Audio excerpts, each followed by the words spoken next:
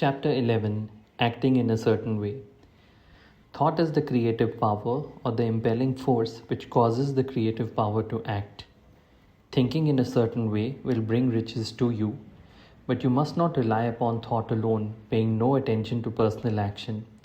That is the rock upon which many otherwise scientific metaphysical thinkers meet shipwreck, the failure to connect thought with personal action.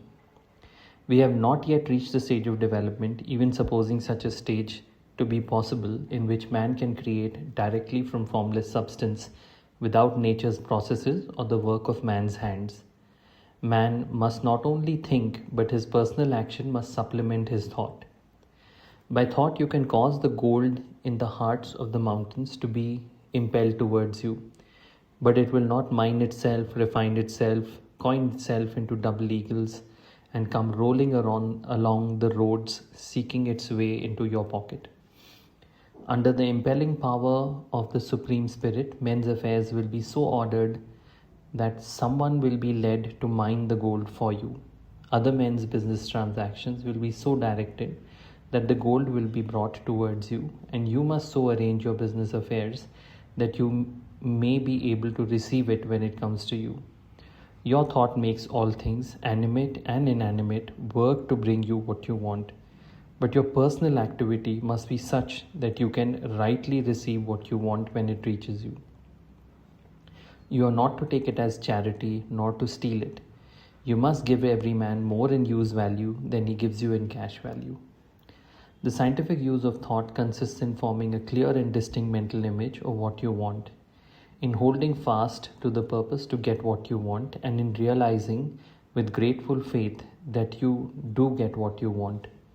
Do not try to project your thoughts in any mysterious or occult way with the idea of having it go out and do things for you. This is wasted effort and will weaken your power to think with sanity. The action of thought in getting rich is fully explained in the preceding chapters. Your faith and purpose positively impresses your vision upon formless substance, which has the same desire for more life that you have.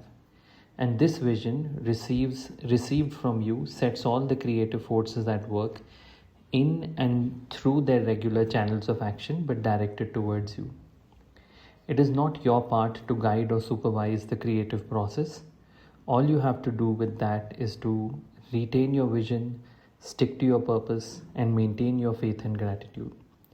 But you must act in a certain way so that you can appropriate what is yours when it comes to you, so that you can meet the things you have in your picture and put them in their proper places as they arrive. You can readily see the truth of this when things reach you. They will be in the hands of other men who will ask an equivalent for them. And you can only get what is yours by giving the other man what is his.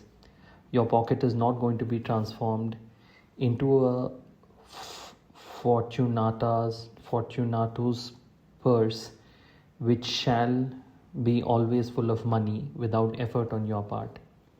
This is the crucial point in the science of getting rich.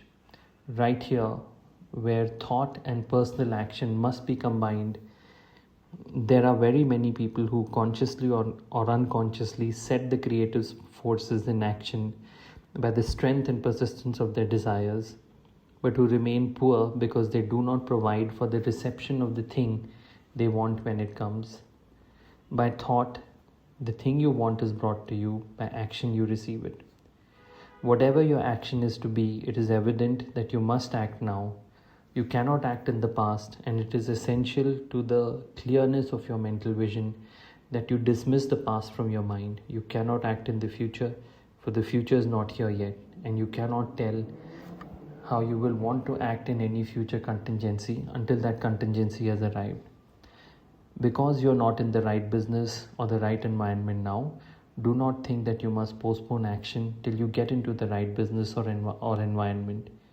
And do not spend time in the present taking thought as to the best course in possible future emergencies.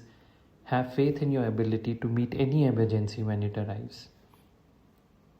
If you act in the present with your mind on the future, your present action will be with a divided mind and will not be effective. Put your whole mind into the present action. Do not give your creative impulse to original substance and then sit down and wait for results. If you do, you will never get them. Act now. There is never any time but now. There never will be any time but now. If you are ever to begin to make ready for the reception of what you want, you must begin now. And your action, whatever it is, must most likely be in your present business or employment, and must be upon the persons and things in your present environment. You cannot act where you are not. You cannot act where you have been, and you cannot act where you are going to be. You can act only where you are. Do not bother as to whether yesterday's work was well done or ill done. Do today's work well. Do not try to do tomorrow's work now. There will be plenty of time to do that when you get to it. Do not try by occult or mystical means to act on people or things that are out of your reach. Do not wait for a change of environment before you act. Get a change of environment by action. You can so act upon the environment in which you are now as to cause yourself to be transferred to a better environment. Hold with faith and purpose the vision of yourself in the better environment, but act upon your present environment with all your heart and with all your strength and with all your mind. Do not spend any time in daydreaming or castle building. Hold to the one vision of what you want and act now. Do not cost about seeking some new thing to do or some strange, unusual or remarkable action to perform as a first step towards getting rich. It is probable that your actions, at least for some time to come, will be those you have been performing for some time past, but you are to begin now to perform these actions in the certain way, which will surely make you rich. If you are engaged in some business and feel that it is not the right one for you, do not wait until you get into the right business before you begin to act. Do not feel discouraged or sit down and lament because you are misplaced. No man was ever so misplaced but that he could find the right place, and no man ever became so involved in the wrong business but that he could get into the right business. Hold the vision of yourself in the right business with the purpose to get into it, and the faith that you will get into it, and by getting into it, but act in your present business. Use your present business as the means of getting a better one. Use your present environment as the means of getting into a better one. Your vision of the right business, if held with faith and purpose, will cause the Supreme to move the right business towards you. And your action, if performed in the certain way, will cause you to move toward the business. If you are an employee or wage earner and feel that you must change places in order to get what you want, do not project your thought into space and rely upon it to get you another job. It will probably fail to do so. Hold the vision of yourself in the job you want while you act with faith and purpose on the job you have, and you will certainly get the job you want. Your vision and faith will set the creative force in motion to bring it towards you, and your action will cause the forces in your own environment to move you towards the place you want. In closing this chapter, we will add another statement to our syllabus.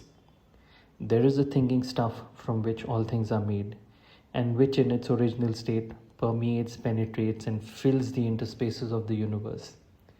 A thought in this substance produces the thing that is imaged by the thought. Man can form things in his thought, and by impressing his thoughts upon formless substance, can cause the thing he thinks about to be created. In order to do this, man must pass from the competitive to the creative mind. He must form a clear mental picture of the things he wants and hold this picture in his thoughts with the fixed purpose to get what he wants and the unwavering faith that he does get what he wants, closing his mind to all that may tend to shake his purpose, dim his vision, or quench his faith.